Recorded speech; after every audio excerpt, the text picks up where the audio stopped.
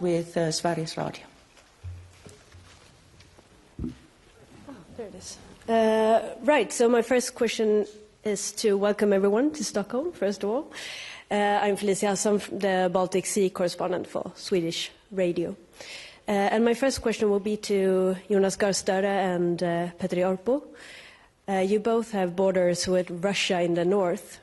How serious do you consider the threat from Russia in the Arctic region right now? I'm, of course, thinking about the recent testing of the new missile. And then to Denmark, Mette Frederiksen, any updates on the drone incidents that happened there last month? Where they came from? Do you still consider the incidents hybrid attacks? Well, if I can begin, it is a long tradition that Norway follows very closely, testing of Russian military technology in the north. We live 100 kilometers from the world's largest nuclear arsenal. And I think one strength of NATO is that we are ears and eyes to follow that. This is not weapons directed primarily against us, but it is a strategic weapon for Russia. And I think it is a worrying sign that so much emphasis is being put into these developments. And what we learned over the last days, I think, is not a complete story about this potential missile, because that has had a very mixed story in its testing. Again, I think I will use, if Petteri will allow, a Finnish expression that Petteri has shared with me, that we are not afraid, but we are prepared. Yes. We know what it is to be a neighbor with the Soviet Union and with Russia, and we are strengthened by having our own defense, which is now scaling up its capacity, but even more so by having Sweden and Finland as partners in NATO, so that we have interoperability in the way we plan also for defense in the north. So there are three dimensions to this from Norway's side. It is our own defense, it's our regional partners in the north, and then of course the NATO partnership with the US and other allies. So if we do our work correctly, we are a threat to no other country, but no other country should have the idea of threatening us. And that makes us pretty confident that we will be able to take care of our own security in that way. Yes, just like Jonas said, we are not afraid, we are prepared. We have always been prepared in Finland. We have our long history with Russia, and that's why when Russia attacked against Ukraine, we decided to join NATO together with Sweden. Today we work inside NATO to strengthen our defence and our security. We work in the European Union, and we Nordics, we work together. I have to say that I'm very happy that when we have brought our roadmap how to strengthen European defence, that Russia is threat number one. And it's crucial because it will be. When the war ends in Ukraine, it's clear that Russia will move their forces, military forces, to their western borders, behind our borders.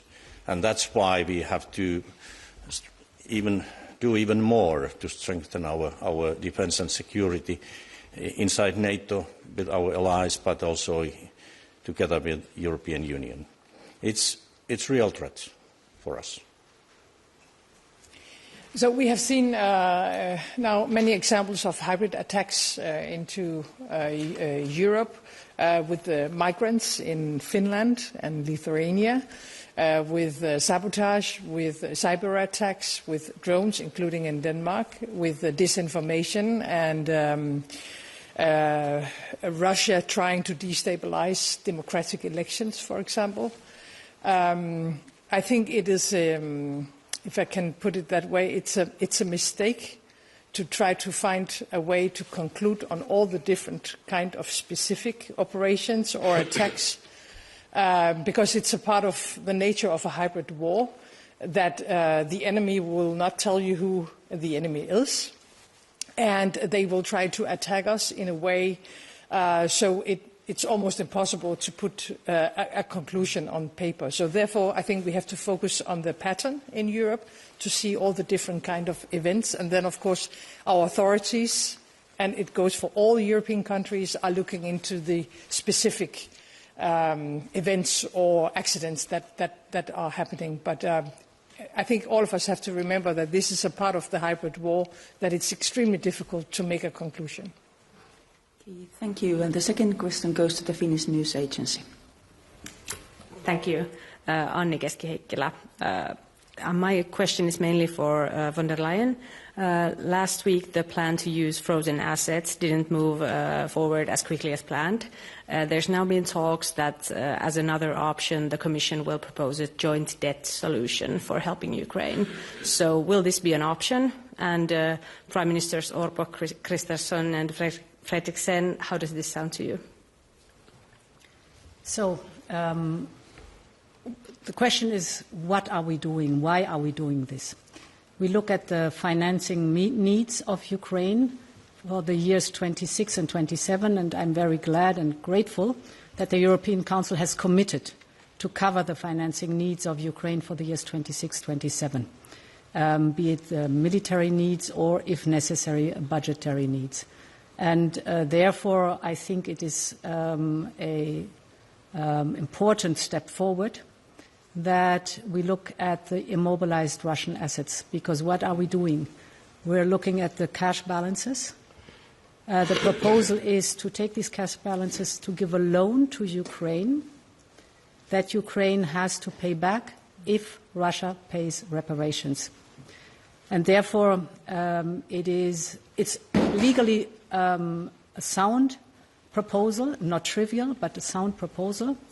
Now the European Council asked for potential options to technical questions that we have there, so we will come with that.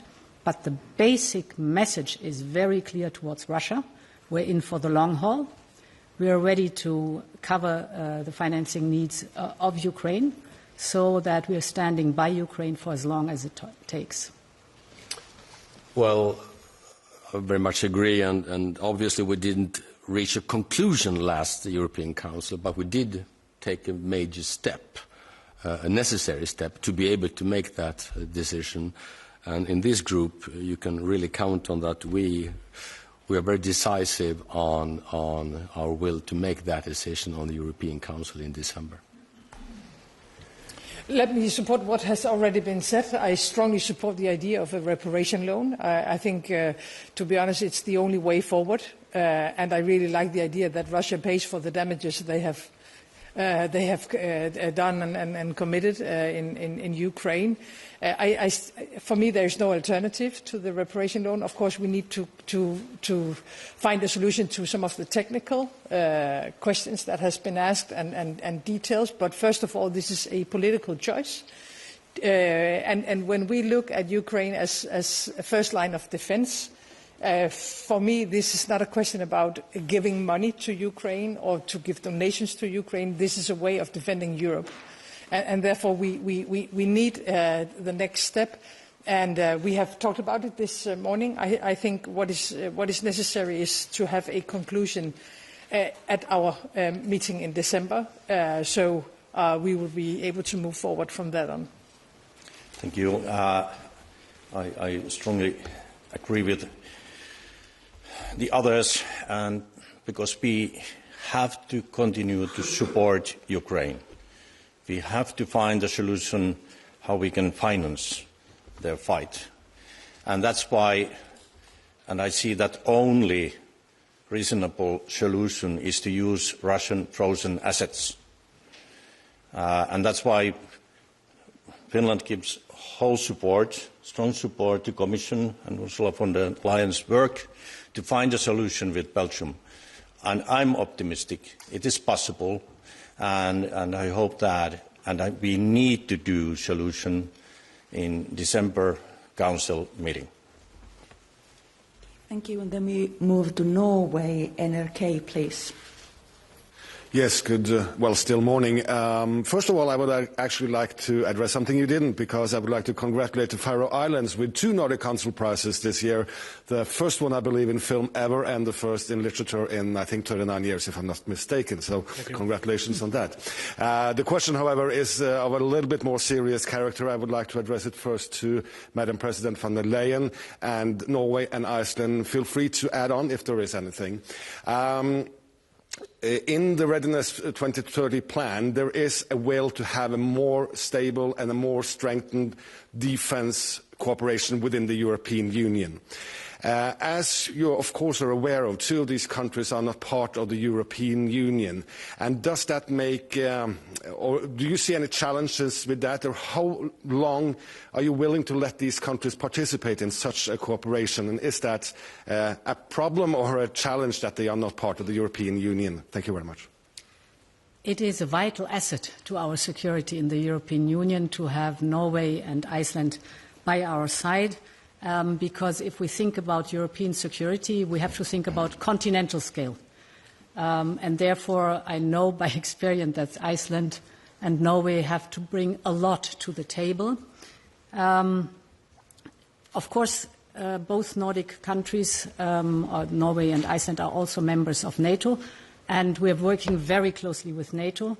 Just an example, NATO set the investment goals of 5%.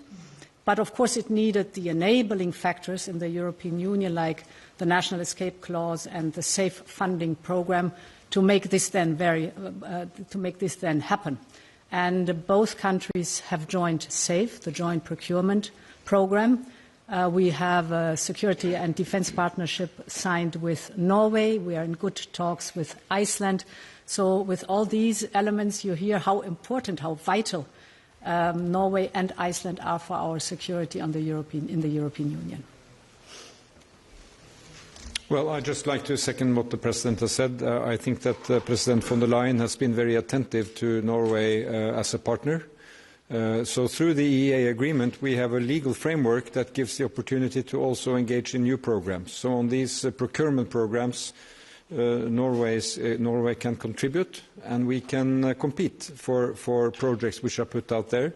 And I think this very much follows from our first issue of security, because this is how Europe can deliver on security, that we can much more work in an integrated way on our defence capabilities. And I see that has been very smooth in our relationship with the European Union. And of course, they are, broadly speaking, our NATO allies and partners. So this has been smooth, and it will continue to go that way, I think. I don't really have much to add to both what Ursula and Jonas said. I mean, I think at every level, Europe is reaching out. It's reaching out to like-minded countries. Iceland and Norway have always been a part of the European family, even though we're not fully integrated into the EU. It's been a very, very valuable partnership for us, and I don't see that changing. But we are aware of our strategic position. I mean, our value add when it comes to, for example, NATO has always been where we're situated geographically. And I would be of the understanding that the EU is aware of that as well. But we also have to do our part. We have to invest in our infrastructure. We have to show that we are a good partner as well. And we've only seen positive engagement when it comes to security operations. We've discussed, for example, access to funding when it comes to data cables or security of critical infrastructure. And this is something that the whole of the region shares, especially, the Nordic region. So I have nothing but positives to say about the security element here. Thank you. And then we give the last question to the Lithuanian TV. Thank you so much for the opportunity. I have a question for Madam President von der Leyen. In recent days, we see the increased number of contraband air balloons that from Belarus are flying to Lithuania and heavily disrupting air traffic. I would like to ask you to comment on that and ask, are there any concrete steps European Union could take to support Lithuania in addressing this issue? Thank you. Yes, thank you very much. First of all, I would like to express my full solidarity with Lithuania in the face of these persistent incursions of the airspace. And this is a provocation. This is a hybrid threat, exactly like you just described, Mette, which we cannot tolerate. And this is one more very good argument for the readiness roadmap and the flagships in it, the Eastern Flank Watch and the drone initiative, the drone defense initiative we're taking together. Because independent what it is, we will not tolerate any incursion in our airspace or our territory, and therefore building up this readiness roadmap is of vital interest. Thank you very much. I think it's time to close this press conference. I kindly ask journalists to please seated just for a few more minutes. Thank you, everyone, and have a very nice day. Thank you.